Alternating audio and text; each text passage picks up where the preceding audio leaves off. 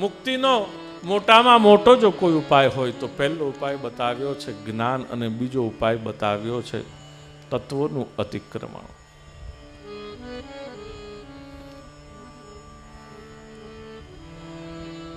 નિમિરાજાને ત્યાં નવ યોગેશ્વરો આવ્યા ને જે વાત કરી હતી એ અહીંયા વાગોળી છે નારદજીએ.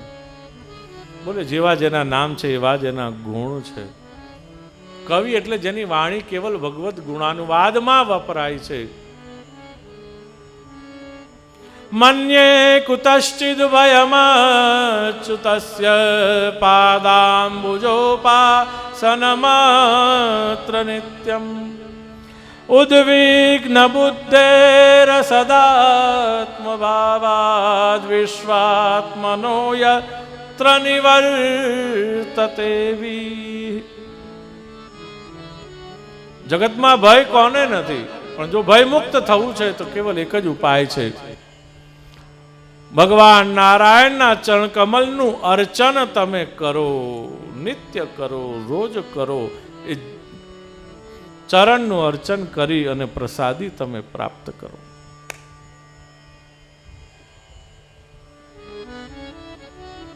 અચ્યુતના ચરણકમલનું સેવન કરવાથી જે કંઈ પણ ઉદ્વિગ્નતા, ખિન્નતા, ઉદાસીનતા આ બધું જ ચાલ્યું જશે અને ત્યાં એના માલિક સ્વયં પ્રભુ નારાયણ આવીને બિરાજમાન થશે તો કેવલ પ્રસન્નતા પ્રવર્તશે.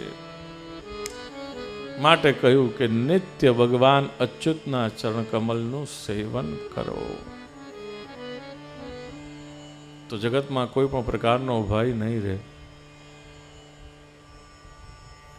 કે એના માટે કંઈ બીજો કંઈ ઉપાય કે કંઈ ખરું? બોલે આપણે જાણીએ તો છે પણ કરીએ છે કેટલું એ ખબર નથી.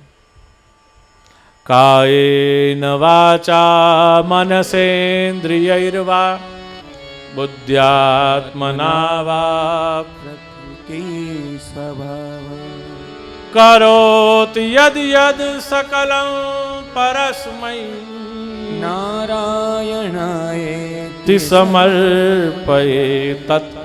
આપણે જે બોલીએ છીએ એમાં નિવેદનનો ભાવ છે, અહીંયા આજ્ઞાર્થની પ્રસ્તાવના છે. જ્યાં સુધી આજ્ઞાનું પાલન કરતા આપણે દ્રઢ ન થઈ જઈએ ત્યાં સુધી નિવેદનનો ભાવ આપણામાં આવતો નથી. માટે અહીંયા આજ્ઞા કરીશ. બાકી આજ્ઞાર્થનો પ્રયોગ બહુ ઓછો જોવા મળે. કાયાથી, વાણીથી, મનથી, ઇન્દ્રિયથી, બુદ્ધિથી, આત્માથી, સ્વભાવથી, પ્રકૃતિથી આપણે જે કંઈ પણ આત્માથી જે કંઈ પણ કર્મ કરીએ તે બધા જ ભગવાનને અર્પણ કરવા. એ દરેક કર્મ કર્યા પછી છેલ્લે કહી દેવું તત્સત શ્રી કૃષ્ણાર્પણમસ્તુ. હે કૃષ્ણ, આ કરેલું કર્મ તને અર્પણ કર્યું.